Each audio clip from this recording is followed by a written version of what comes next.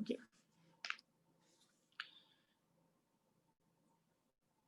समस्थानिको पરના आधारित दाखला।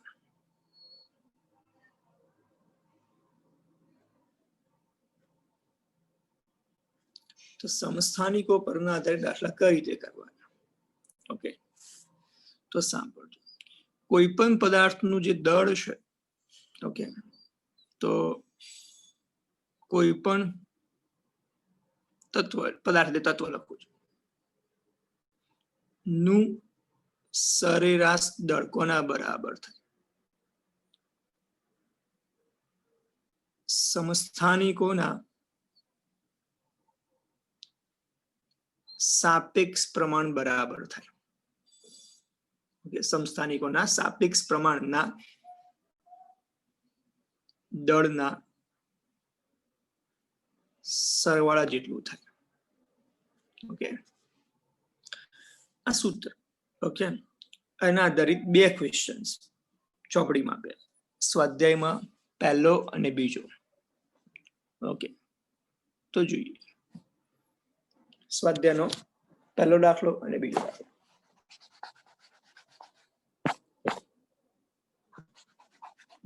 રકમ, લિથિયમના બે સમસ્થાનિકો લિથિયમ 3.6, લિથિયમ 3.7 નું પ્રમાણ અનુક્રમે 7.5%, 92.5% છે। તેમના દળો અનુક્રમે 6.015 12 એટોમિક માસ યુનિટ અને 7.01600 એટોમિક માસ યુનિટ છે। તો લિથિયમનું પરમાણુ દળ શોધો। દેખો, બંનેનું તમને સાપેક્ષ પ્રમાણ આપ્યું છે। આ બે સમસ્થાનિકો છે, એના સાપેક્ષ, અને આ બે સમસ્થાનિકોના તમને દળ પણ આપ્યા છે। ઓકે, લિથિયમનું પરમાણુ દળ શોધવાનું છે। તો સ્વાધ્યાયનો 13.1 પહેલું લિથિયમ કયું તત્વ આપ્યું? 3.6। ઓકે, બીજું સમસ્થાનિક કયું આપ્યું છે? 3.7। આનું દળ, ઓકે, કેટલું આપ્યું છે તમને રકમમાં? 6.015 12 એટોમિક માસ। આનું દળ રકમ આપી 7.01600। આનું સાપેક્ષ પ્રમાણ તમને આપ્યું 7.5%। તો લિથિયમ 3.6 નું સાપેક્ષ પ્રમાણ કેટલું છે? 7.5%। આનું તમને કેટલું આપ્યું છે?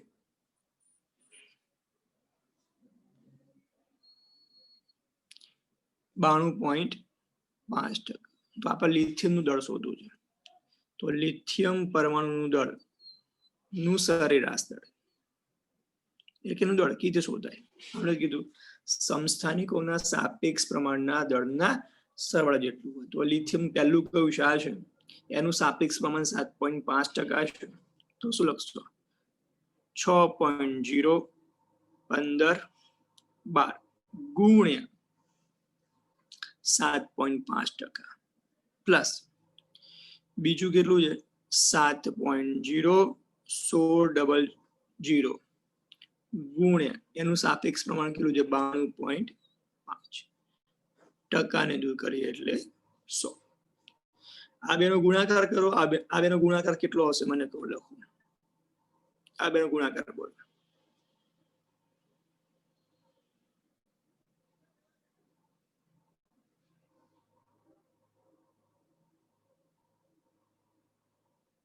$45.1134 પ્લસ આ બેનો ગુણાકાર બોલો કેટલો આવશે? અને બધા કેલ્ક્યુલેટર રાખે અને મેસેજ કરે લખી, એટલે કેલ્ક્યુલેટર વાપરતો તો આવડશે એટલું।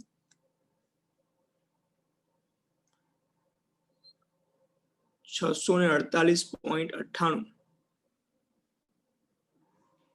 ભાગ્યા 100, બંનેનો સરવાળો કરો ભાગ્યા 100, બંનેનો સરવાળો કરો અને ભાગ્યા 100।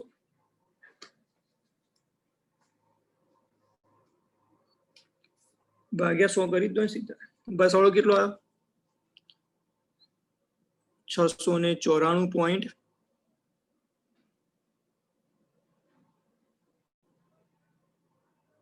સરળ કરો તો 694.093 આવે તો ભાગ્યા 100 એટલે 6.9403 એટોમિક માસ યુનિટ. આવડે લિથિયમ દર શોધતા બધાને? ઓકે, અહીંયા M1 નામ આપ્યું, અહીંયા M2 આવડે બધાને? ઓકે, એવો જ દાખલામાં બી પાર્ટ. શું કીધું?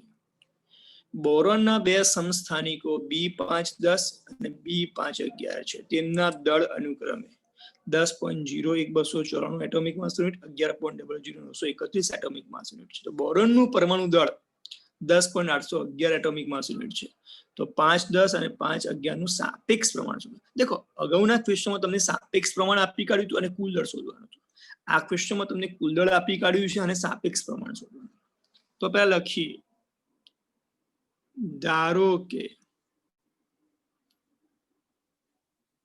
બોરોન ના બે સમસ્થાનિકો, પહેલું બોરોન 510 નું સાપેક્ષ પ્રમાણ માનો કે X% છે. બીજો 511 નું સાપેક્ષ પ્રમાણ કેટલું થાય? 100 - X થાય.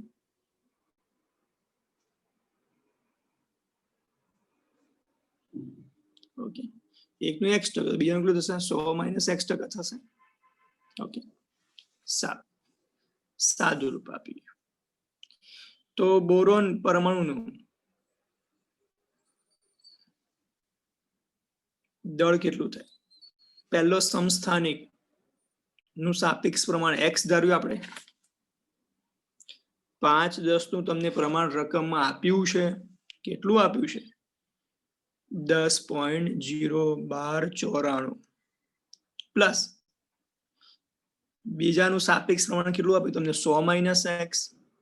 એનું દળ રકમમાં આપ્યું છે 11.00931 ભાગ્યા 100. બોરોનનું કુલ દળ તમને રકમ આપ્યું 10.811. આ 100 ભાગાકારના સામે જશે, ગુણાકારમાં જશે, બરાબર. આ પદ તો એમને એમ રહેશે 10.09294 પ્લસ પહેલા સાથે ગુણાકાર થશે 100 ગુણ્યા 11.00931. પછી આનું આની સાથે ગુણાકાર થશે એટલે માઇનસ થશે, એટલે X ગુણ્યા 11.00931. આ બેનો ગુણાકાર કેટલો થાય?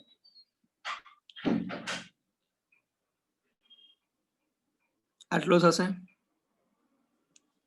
હા ને, 100 વડે ગુણી એટલે 2 પોઈન્ટ ખસે એટલે 1081.1 બરાબર. આ 10.01294 છે અને આ 11 પોઈન્ટ છે, બંને X છે. તો 11.00931 માંથી આટલા બાદ કરો, કેટલા મને કહો?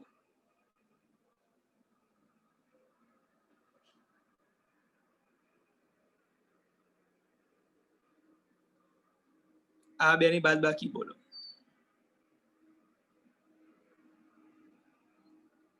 માઇનસ, કેમ કે મોટી સંખ્યા છે. 99 કેટલા આયા? 99,635. ઓકે, પ્લસ આ બેનો ગુણાકાર કરીએ તો 2 પોઈન્ટ ખસશે,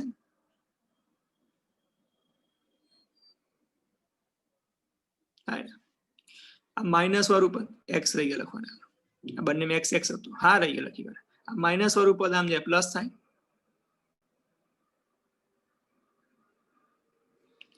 1100.931 માઇનસ કેટલા છે?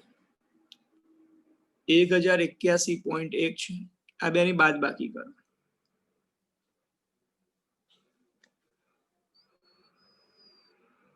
બેની બાદ બાકી કરો.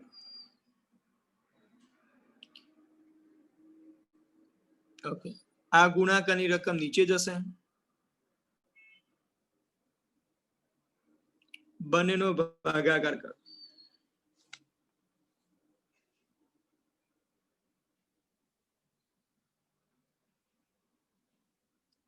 19.903.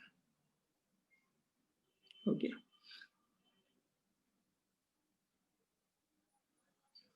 તો પહેલું તત્વ કયું? B510 હતું. નું સાપેક્ષ પ્રમાણ કેટલું છે?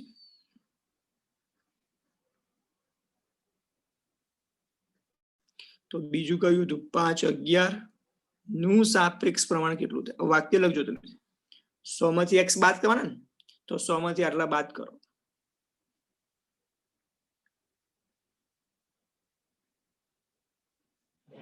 બાદ કરો, કેટલા આવશે?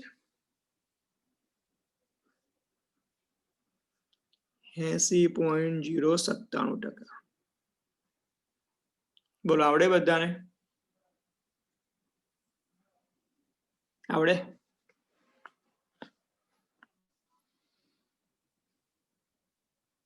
તૈયાર? ચાલો, સ્વાધ્યાયનો 13.2. ઓકે, આ તમને હું જાતે કરવા આપું છું. કશું જ કરવાનું છે, સહેલું જ છે. રકમ બતાવો.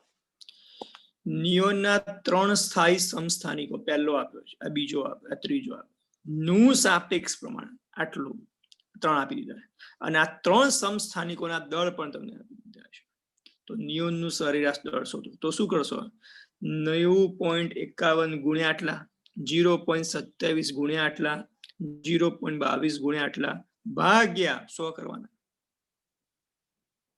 ભાગ્યા શું કરશો? 100. આવડે? અરે આવડશે ને? આવડશે બધાને?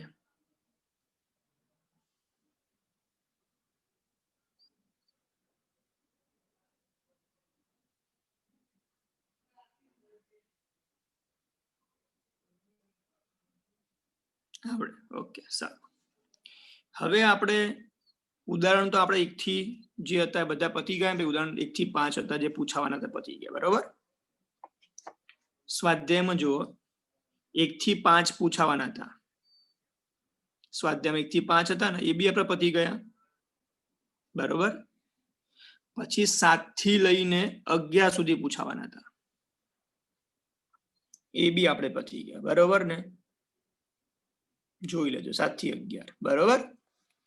હવે બીજા કયા પૂછાવાના છે એ મને કહો, એ આપણે એક વખત લખી દઈએ. બીજા કયા પૂછાવાના હતા? 13 મારા ખ્યાલથી છે, તમે જોઈ લો ને એક વખત કયા કયા છે. 13, 15, 13, 15 પછી 16 છે, 16, 17, 18, 19 ખરો, અને 20 પણ ખરો. હવે અમુક આ પ્રશ્નો વિખંડન પર આધારિત છે. વિખંડનની થિયરી લીધી નથી, પણ વિખંડન આધારિત ક્વેશ્ચન મૂક્યા છે. ઓકે, પણ છતાં આપણે વ્યવસ્થિત, આમાં શું છે, એક જ સૂત્ર પર આધારિત છે. હવે જે મારે સમજવાનું, હા 22માં નથી, રાઈટ. હવે સમજાવવાનું છે ન્યુક્લિયર ઉર્જા વિશે.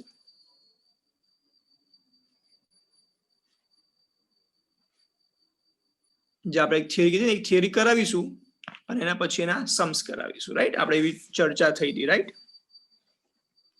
હવે હું તમને બતાવું, અને પછી જે મારા એક્સ્ટ્રા શીખવાનું છે આલ્ફા બીટા ગામા, આ ન્યુક્લિયર ઉર્જા. આ તમે વાંચજો, આ મેં સમજાવી દીધેલું છે આપણે પેલામાં બંધન ઉર્જામાં. બરોબર? આ કોઈ કામનું નથી, આ જે મેં સમજાવી દીધું એ છે.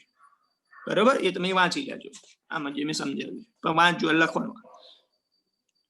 એકચ્યુઅલી આ અધૂરી માહિતી છે. આ ઉર્જા કેવી રીતે ઉત્પન્ન થવાનો ઉલ્લેખ અહીંયા નથી કર્યો, પણ એના સમ્સ આપ્યા છે પાછળ. ઓકે, તો એ મહત્વનું જે સમજવાનું છે. ઓકે, કેવી રીતે કરવાનું છે, એકદમ ધ્યાનપૂર્વક. ઓકે, સારું. તો આપણે આજે સમજવું ન્યુક્લિયર ઉર્જા વિશેની સમજૂતી મેળવીશું. એટલે કે ન્યુક્લિયર પ્રક્રિયા, ઓકે, આપણે લખવાનું ન્યુક્લિયર ઉર્જા પૂછે તો આપણે આ જ લખવાનું, બરાબર. ઓકે, એટલે ચોપડીમાંથી તૈયાર કરવું. ઓકે, હવે જે પ્રશ્નમાં સમજાવ ન્યુક્લિયર પ્રક્રિયાઓ વિશે, ન્યુક્લિયર પ્રક્રિયાઓ થાય વિશે સમજાવ. પ્રક્રિયાઓ માટે ક્યુની સમજૂતી આપ, જે આ પ્રશ્ન બુકમાં નથી આપ્યો, એના વિશે ઉલ્લેખ નથી કર્યો. ઓકે ઓકે, આ તો ચોપડીમાંથી લખી દો. આ ચોપડીની વારમાં કુમારને લખવાની જરૂર નહીં, ચોપડીમાં સરસ મુદ્દા પાડીને લખી જ દેજો, કોઈ જરૂર નથી.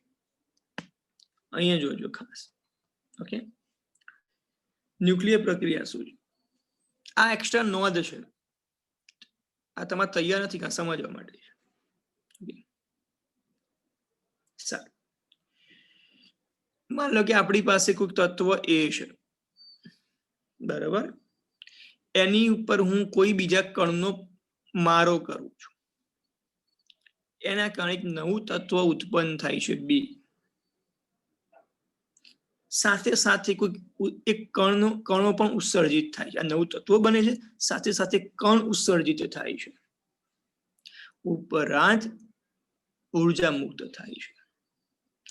આજે ક્યુ ને ન્યુક્લિયર પ્રક્રિયા માટે ક્યુ નું મૂલ્ય કહે છે. આ ક્યુ ને શું કહેવાય? ન્યુક્લિયર પ્રક્રિયાનું ક્યુ નું મૂલ્ય કહેવાય. આપણે જેની પર મારો કર્યો એને ટાર્ગેટ ન્યુક્લિયસ કહેવાય અથવા લક્ષ્ય ન્યુક્લિયસ કહેવાય. જેના વડે મારો કર્યો એને પ્રક્ષિપ્ત કણ કહેવાય. જે નવું તત્વ બન્યું એને નિપજ ન્યુક્લિયસ કહેવાય. અને જે કણ અહીંથી ઉત્સર્જિત થયું એને ઉત્સર્જિત કણ કહેવાય. અને આ પ્રક્રિયા માટે શું કહે? ન્યુક્લિયર પ્રક્રિયા માટે ક્યુ નું મૂલ્ય છે. એક ઉદાહરણ તરીકે સમજીએ. માન લો કે આપણી પાસે નાઇટ્રોજન તત્વ છે, એની પર હું હિલિયમ વડે મારો કરું, ઓકે, તો ઓક્સિજનમાં રૂપાંતરિત થાય. ઓક્સિજન પરમાણુ ક્રમાંક 8, અહીંયા 17 બને છે. તો એક કણ અહીંયા ઉત્સર્જિત આજે 1 બનાવું, બેલેન્સ કરો. 14 ને 4 17 ને 18 થઈ જશે, 7 ને 2 9, 8 ને 1 9. સાથે સાથે ઉર્જા મુક્ત થાય ક્યુ, રાઈટ. હવે પ્રશ્ન, આ ક્યુ નું મૂલ્ય કેટલું? તો આ ક્યુ નું મૂલ્ય કેટલું હોય? ઓકે, રકમ. તો પ્રક્રિયકોનું દળ, પ્રક્રિયકોના ન્યુક્લિયસનું દળ માઇનસ નિપજ જોના ન્યુક્લિયસનું દળ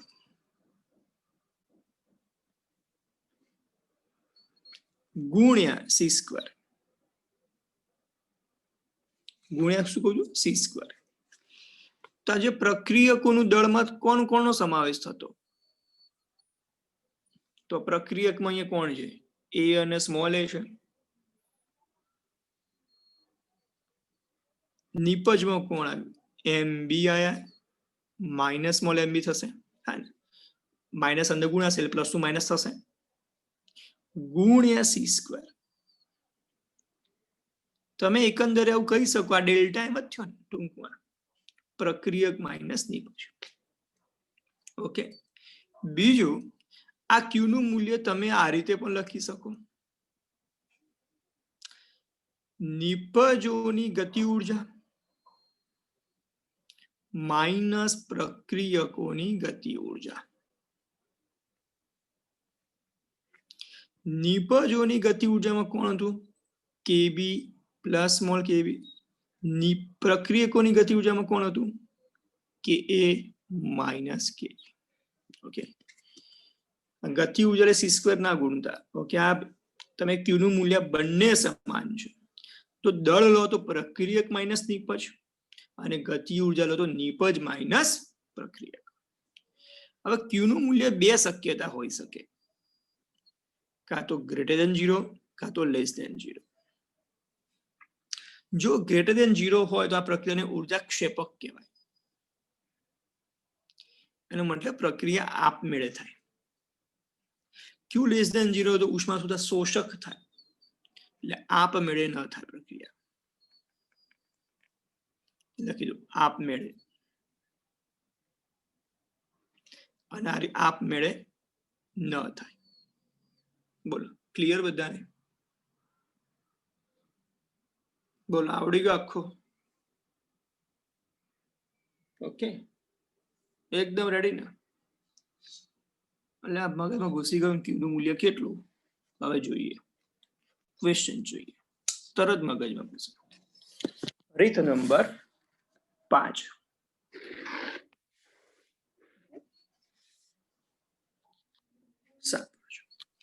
કદાચ આવું કેમિસ્ટ્રીમાં કદાચ આવતું હશે, મે બી, મને આઈડિયા નથી. 5 ક્યુ ના મૂલ્ય પર આધારિત દાખલા.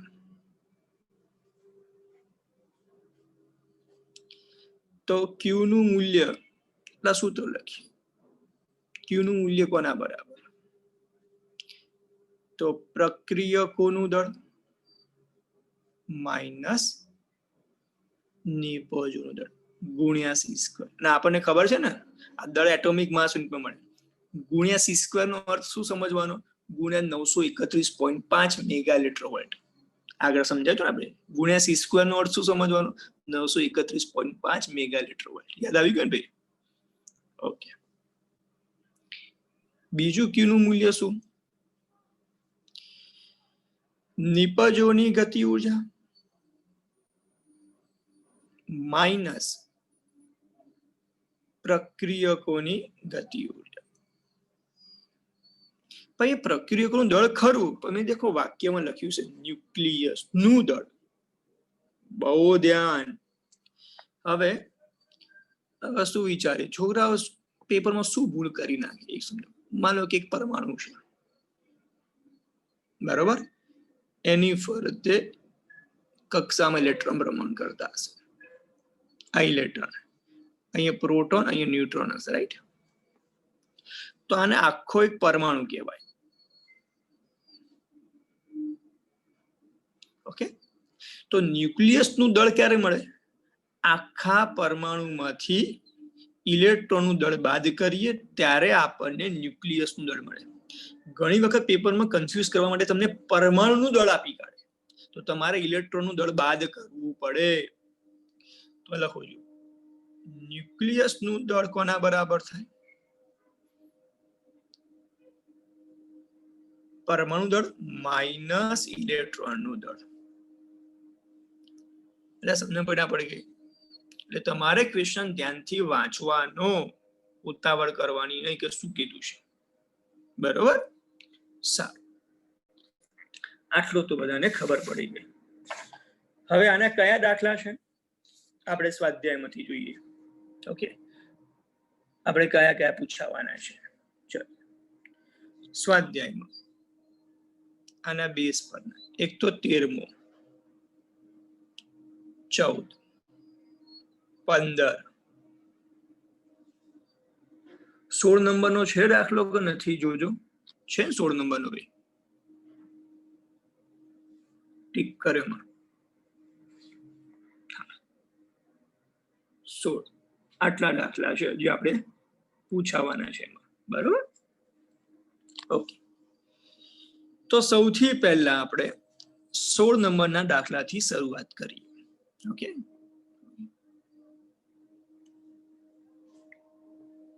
ચૌદ નંબરો નથી. 14, હા 14 કાઢના. હા કાઢના.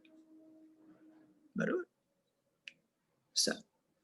તો 13, 15 ને 16 જે પૂછાવાના છે એની પર આપણે ફોકસ કરીએ. ઓકે. પછી ગતિ ઉર્જા પરનો ક્વેશ્ચન છે ને આપણા સિલેબસમાં નથી આપ્યો, પણ છતાં આપણે આલ્ફા બીટા ગામા ચલાવી દઈશું, પછી સમજાઈશ એક દાખલો આના પરનો. ઓકે, એટલે થોડો તમને આઈડિયા રહે. ઓકે, તો સૌથી પહેલા 16 નંબરના દાખલાથી શરૂઆત કરીએ. સ્વાધ્યાયનો